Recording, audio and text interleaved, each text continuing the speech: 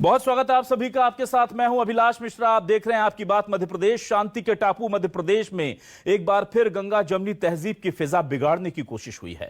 रामनवमी के दिन खरगोन और बड़वानी में दो पक्षों के बीच पत्थरबाजी और आगजनी की घटनाएं हुई। कई घर जला दिए। सीएम शिवराज और गृह मंत्री नरोत्तम मिश्रा ने कड़ी कार्रवाई की बात कही, जिसके बाद पुलिस भी एक्शन में आई। पूरा इलाका छावनी में तब्दील कर दिया गया। उपद्रवियों के घरों पर बुलडोजर भी चलाए जा रहे हैं। इस घटना को लेकर बीजेपी और कांग्रेस में सियासी वार पलटवार शुरू हो गया है। लेकिन सवाल यही कि आखिर बार बार मध्य प्रदेश की फिजा खराब करने की कोशिश कौन कर रहा है? इसके पीछे आतंक की साजिश है या फिर सियासी साजिश? इसी पर करेंगे आज आपकी बात।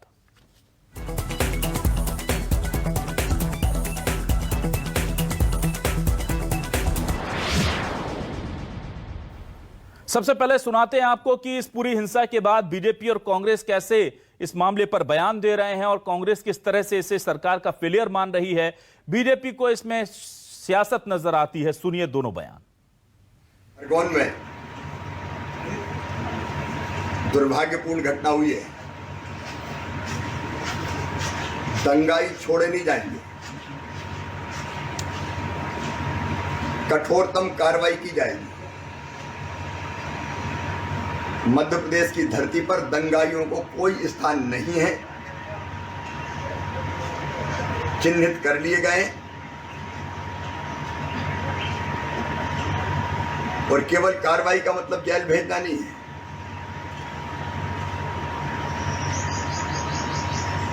जिनने पत्थर चलाए हैं, संपत्तियों को नुकसान पहुंचाया है,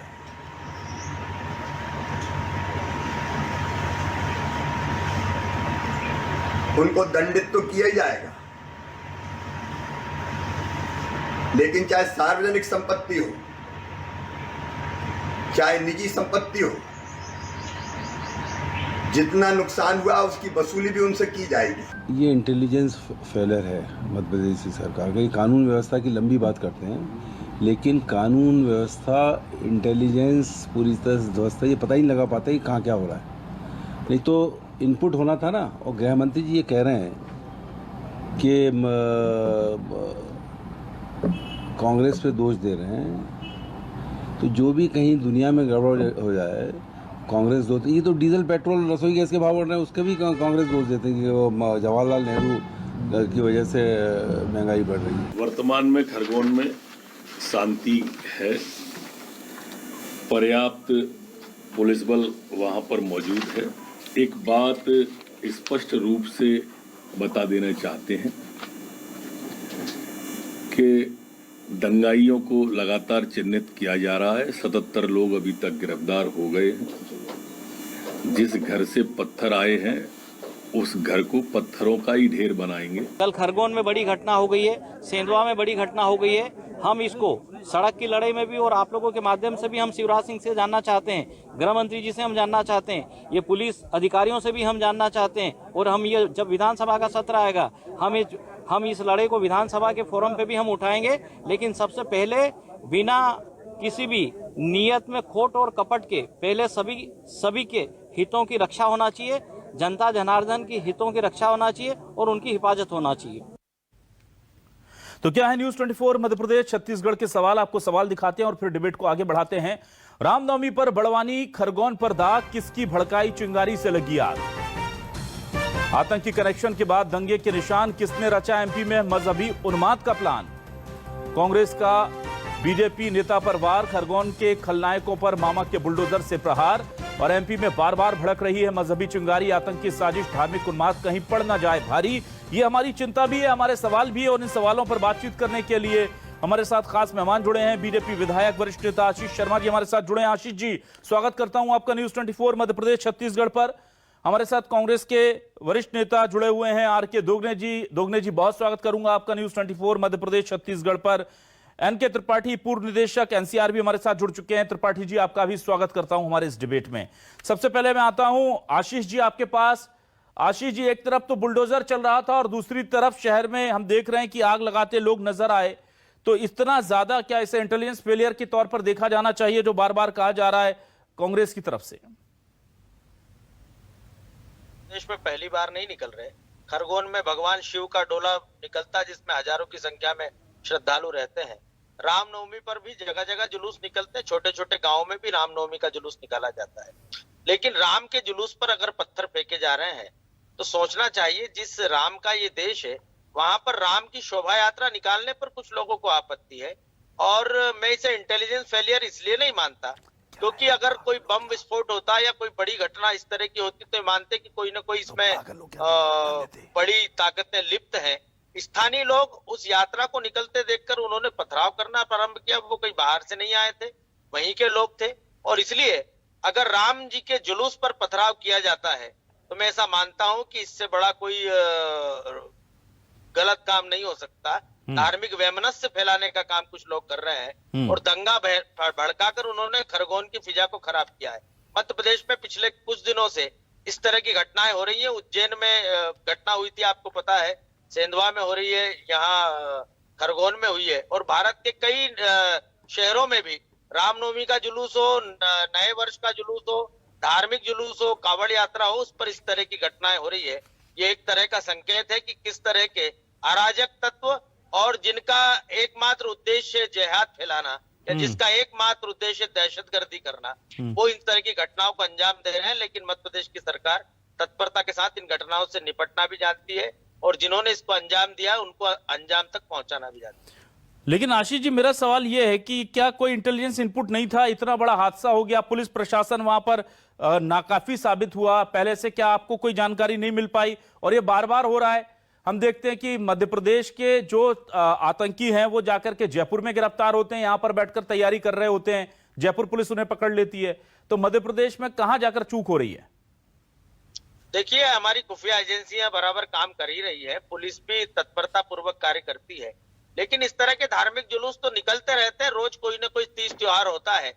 और इस तरह के जुलूस को अगर निशाना बनाया गया तो मैं इसे इंटेलिजेंस फेलियर नहीं मानता। हाँ, अगर कोई बड़ी घटना इस तरह की होती, कोई बम विस्फोट हो जाता, कोई और ज्यादा बड़े जिसमें लोग हताहत हो जाते, एक पथराव की घटना है।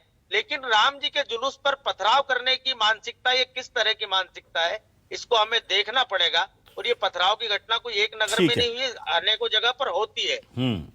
ठीक है, मैं आता हूं दोगने जी आपके पास। देखिए दोगने जी, साफ तौर पर कह रहे हैं कि इंटेलिजेंस फेलियर नहीं है, और ये तो होती है। अब होती है जब ये पता है कि ऐसा होता है रामनवमी पे, तो और ज्यादा हमारे को चौकन्ना रहना था। और ये इंटेलिजेंस फेलियर भी नहीं है, कैसे देखते हैं आप इसे? देखिए अभिलाष जी, सीधा सीधा सरकार फेल है इस मामले में, इंटेलिजेंस फेल है। इनके अधिकारी क्या कर रहे थे, कलेक्टर एसपी क्या कर रहे थे, ये सोचने की बात है। आपका जुलूस निकल रहा था, जुलूस सबको मालूम था, रामनवमी का जुलूस हर जगह निकलते हैं, जुलूस का स्वागत भी होता है, सब लोग करते भी हैं, सब चीजें चलती है, ये तो नॉर्मल चीजें थी। पर इसके ऊपर पथराव कैसे हुआ, क्यों हुआ, उसको तो देखिए कौन ने किया। क्योंकि अपराधियों की कोई जाति नहीं होती, कोई धर्म नहीं होता है, अपराधी अपराधी होता है। पर अपराधी वहां के प्रशासनिक अधिकारियों को मालूम रहता है कि कौन बदमाश है, कौन कैसा है, और वो चीजों पर कंट्रोल कर ये था। इंटेलिजेंस क्या कर रही थी, जहां से जुलूस निकल रहा था पहले से जाके अगर वहां चेक करती तो निश्चित पता लग जाता, और पता लगाना चाहिए था। और दूसरी बात मैं तो कहूंगा, सरकार आपकी है और आप आरोप कांग्रेस के ऊपर लगा रहे हो, ये बड़ा दुर्भाग्य हमारे प्रदेश के लिए। आप बताइए, सरकार 17 साल से चला रहे हैं और 17 साल से सरकार चलाने के बाद अगर दंगे हो रहे हैं तो ये किसका फेल्यूर है? सरकार का फेल्यूर है, सरकार की एजेंसियों का फेल्यूर है। ये कांग्रेस का या कांग्रेस के किसी संगठन का फेल्यूर नहीं है। दोगने जी, लेकिन आपकी पार्टी ने भी तो, दिग्विजय सिंह जी ने कहा है कि कपिल मिश्रा जहां जहां जाते हैं दंगे हो जाते हैं। नहीं, देखिए दिग्विजय सिंह जी ने अपने विचार रखे हैं, वो जवाब पूछ देंगे, उनका बड़े नेता है, मैं उनका जवाब नहीं दे सकता। पर मेरा ये कहना है, आप खुद बताइए, ये मानवीयता है क्या? ये जिस तरह की बातें कर रहे हैं, दंगे होते हैं, जो होते रहेंगे, ये बातें हैं क्या? आप सरकार चला रहे हैं, सरकार में आप है। और मेरा तो एक क्वेश्चन इनसे कि ये जब चुनाव आते हैं तभी क्यों होते हैं ये दंगे? भाजपा की सरकारें जहां है वहीं क्यों दंगे होते हैं? ये भी सोचने की बात है, प्रश्न चिन्ह है ये भी। और इसके साथ साथ आपकी इंटेलिजेंस फेल है, आपके मंत्री फेल है, आपकी सरकार फेल है, उसके ऊपर आप जांच कीजिए, उसका निरीक्षण कीजिए और इस्तीफा दीजिए ना, मंत्री से इस्तीफा लीजिए ना, गृह मंत्री इस्तीफा दे रहा है, क्यों हो रहे दंगे? उनकी ठीक। जवाबदारी नहीं बनती क्या? डीजी की जवाबदारी नहीं बनती क्या? एसपी की जवाबदारी ठीक नहीं है। बनती क्या? कलेक्टर की जवाबदारी नहीं बनती क्या? ठीक है, मैं आता हूं एनके त्रिपाठी जी के पास और उसके बाद दिनेश गुप्ता जी भी मुझे ज्वाइन कर चुके हैं। दिनेश गुप्ता जी के पास भी आऊंगा। एनके त्रिपाठी जी, जैसे कि मैं देख रहा था इस पूरे मामले में, ठीक है दोगने जी आऊंगा आपके पास। एनके त्रिपाठी जी, इस पूरे घटनाक्रम में एक तो जो होना था उस दिन वो तो बहुत बुरा हुआ, लेकिन हमने देखा वो साजिश शायद उससे बड़ी थी, क्योंकि एसपी के पैर में गोली लगने की बात सामने आई है। और जब एक पुलिस के कप्तान के ऊपर गोली चलती है तो हम इसे क्या साधारण तौर पर दंगा भड़कना, पत्थरबाजी होना उस तरह से देखा जाना चाहिए, या फिर हमें बहुत ज्यादा अलर्ट होना चाहिए क्योंकि लगातार मालवा निमाड़ से आतंकी कनेक्शंस निकलकर सामने आ रहे हैं और वहां पर मजहबी उन्माद जो है लगातार फैल रहा है?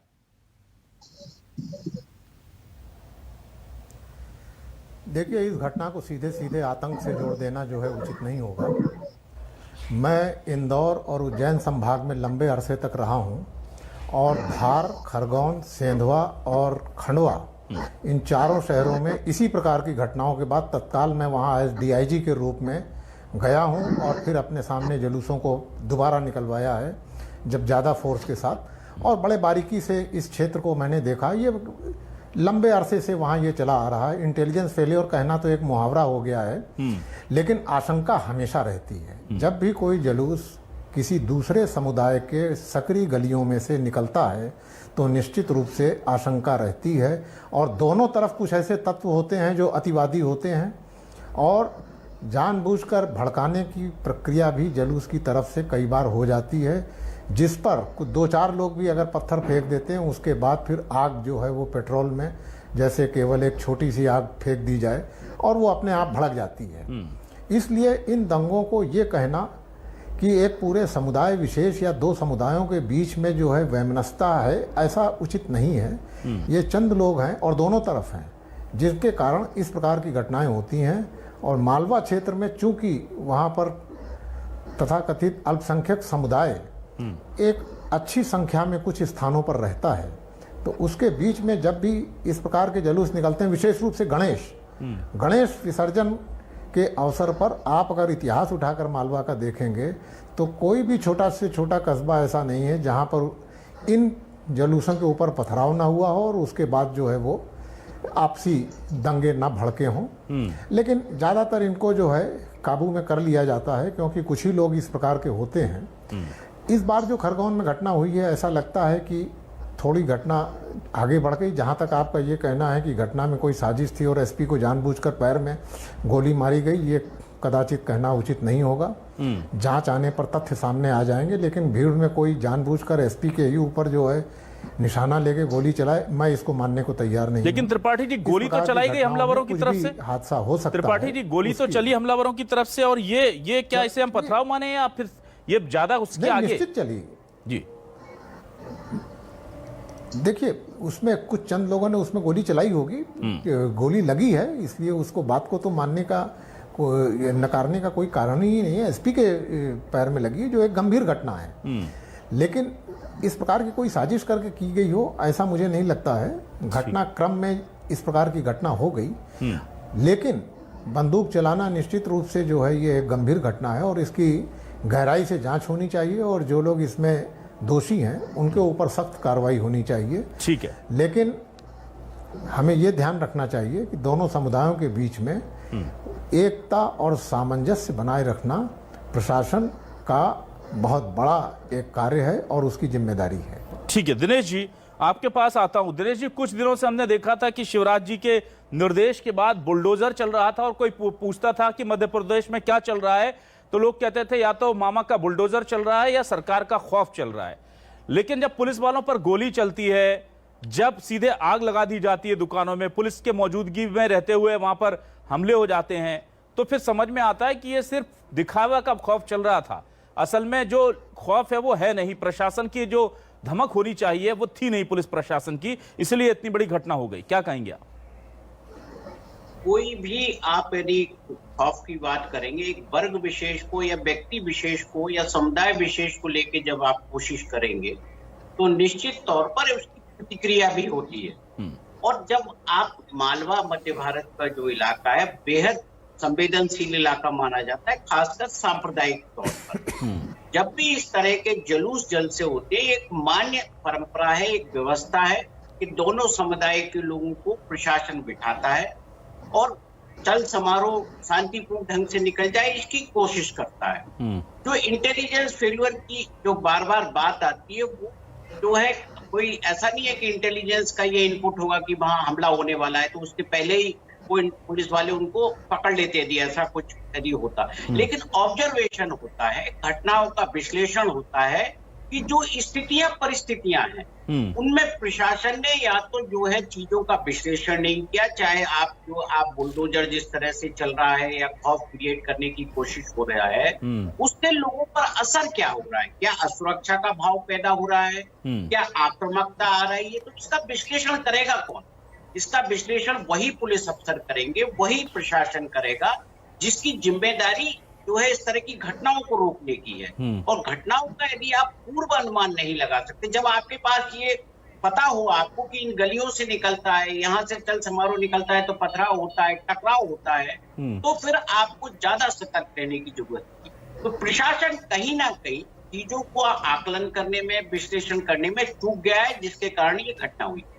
ठीक है आशीष जी, मैं एक चीज जानना चाहता हूं, जब ये घटनाक्रम हुआ और उसके बाद तस्वीरें हम लगातार दिखा रहे हैं कि बुलडोजर चल रहे हैं, मकानों को तहस नहस किया जा रहा है, अच्छी बात है, लेकिन देखिए इस पूरे मामले की अभी जांच हुई नहीं है।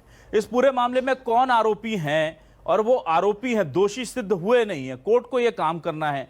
मकान गिरा दिए जाते हैं, ढहा दिए जाते हैं, कल को ऐसा कोई जानकारी निकलकर सामने आती है कि जिस आदमी का मकान ढहाया गया वो तो वहां था ही नहीं उस दिन, अगर ऐसी कोई जानकारी निकलकर सामने आती है तो फिर कैसे कंपनसेट किया जाएगा उन लोगों को? क्योंकि यह काम अदालत का है, जो मुझे लग रहा है कि पिछले कुछ दिनों से प्रशासन कर रहा है। देखिए, दंगे के कारण पूरे शहर की न सिर्फ व्यवस्था प्रभावित होती है, व्यापार व्यवसाय, लोग दहशत में जीते हैं, किसी को खाना नहीं मिलता, किसी को दवाई नहीं मिलती, और कुछ चंद लोगों की गलतियों का खामियाजा पूरे शहर के हजारों लाखों लोगों को भुगतना पड़ता है। आज के समय में बहुत सारे साधन हमारे पास हैं, वीडियो फुटेज हैं, फोटोग्राफ्स हैं, और जो लोग पकड़ाते हैं वो भी नाम बताते हैं कि उनके साथ कौन कौन लिप्त। प्रशासन से ये अपेक्षा की जाती है कि जो भी कार्रवाई हो वो बहुत तत्परता पूर्वक हो। यदि इस तरह की घटनाएं जिससे पूरा समाज कलंकित होता है, जिसके कारण पूरे समाज को नीचा देखना पड़ता है, और जिसके कारण राष्ट्रीय स्तर पर भी इन घटनाओं का प्रभाव पड़ता है, जिसके कारण आसपास के कई जिलों में वातावरण खराब हो सकता है, इस तरह की घटनाओं को अंजाम देने वाले लोगों के खिलाफ त्वरित कार्रवाई ही किए जाना चाहिए। और जहां जहां पर इस तरह की त्वरित कार्रवाइयां हुई है, निश्चित ही उससे अपराधियों में और इस तरह के अपराध करने वाले लोगों में भी खौफ पैदा हुआ है। आपने देखा होगा, इससे पहले बच्चियों के साथ दुष्कृत्य करने वाले लोगों के खिलाफ, चाइनीज मांझा बेचने वाले लोगों के खिलाफ भी सरकार ने इस तरह की कार्रवाई की, और कई बार दंड के भय के कारण भी अपराध रुकते हैं। ठीक है, इसलिए मैं मानता हूं सरकार ने जो किया वो बहुत तत्परता पूर्वक और प्रभावी। दोगने जी, मुझे बताइए कि आपको लगता है ठीक है क्योंकि मकान गिरा दिया, अब अगली बार से इस बात की क्या हमें कोई गारंटी मिल जाती है कि खौफ बैठेगा और अगली बार से शायद इस तरह के मजहबी उन्माद देखने को नहीं मिलेंगे? या आपको लगता है कि ये काम अदालतों का है, उन्हें करना चाहिए, प्रशासन का काम दोषियों को पकड़कर अदालत तक पहुंचाना है? देखिए अभिलाष जी, बिल्कुल काम तो हमारा संविधान तो यही बोलता है कि आरोपी को या अपराधी को पकड़ के कोर्ट में पहुंचाना चाहिए, वहां से न्याय जो भी होगा, न्याय परिभाषा वहीं से चालू होती है। ये यहाँ दंडित करना ये भी ठीक नहीं है। मेरा ये कहना है, ठीक है एक अपराधी है, अपराधी खुद अगर एक आदमी अपराधी है, उसके परिवार में 4 भाई भी है, उसके बच्चे भी है, उसके माता पिता भी है, क्या सबको भुगतना चाहिए? क्या ये मानवीयता है? क्या ये मानवता है? क्या ये अगर मकान गिरा दिया, उसमें रहने वाले 10 लोगों का के ऊपर अगर ये जो वज्रघात होगा, ये ठीक है क्या? ये सरकारों को देना चाहिए क्या? ये भी एक क्वेश्चन बनता है। तो मेरा तो ये कहना है कि ये गलत तरीका है। हाँ, अपराधी है, हिस्ट्री सीटर है, पुराना बहुत रिकॉर्ड है, आतंकवादी है, इस टाइप के लोगों पे करेंगे तो ज्यादा अच्छा। एक अपराधी जो तत्काल जुलूस में अगर खड़ा, उसकी फोटो आ गई है और फोटो आ गई और उससे आपने मकान गिरा दिया, उसका अपराध सिद्ध तो होना चाहिए। अपराध सिद्ध तो करिए, आप सिद्ध करने के बाद आप कार्रवाई करेंगे तो ज्यादा उचित होगा। ये अन्याय है एक तरह का, और ये मध्य प्रदेश की सरकार अन्याय कर रही है लोगों के ऊपर। अपराध सिद्ध होने के बाद आप करेंगे, बिल्कुल हम जायज है। हम तो कहते हैं ऐसे लोगों को फांसी दो, आप चौराहे पे खड़े करके फांसी दे दीजिए जो अपराधी है, पर अपराधी के साथ में उसके परिवार को उसका जो अन्याय, उसके साथ अन्याय हो, परिवार के साथ, उसके वो गलत है और उसका बिल्कुल विरोध होना चाहिए। आम जनता को विरोध करना चाहिए और हम भी वही बात कर रहे हैं कि अपराधी के साथ होना चाहिए कार्रवाई, अपराधी के परिवार के ऊपर कार्रवाई नहीं होना चाहिए। त्रिपाठी जी, आपको लगता है कि कई बार खौफ बनाने के लिए इस तरह से कानून जो है वो अदालतों का काम भी कर देता है, खुद ही प्रशासन जो है तय कर देता है कि अब हमें ये सजा देनी है और सजा दे दी जाती है, बाकी छानबीन, जांच आयोग, जांच आएगी, रिपोर्ट आएगी, वो बाद में होता रहेगा। इस परिपाटी को कैसे देखते हैं सर आप?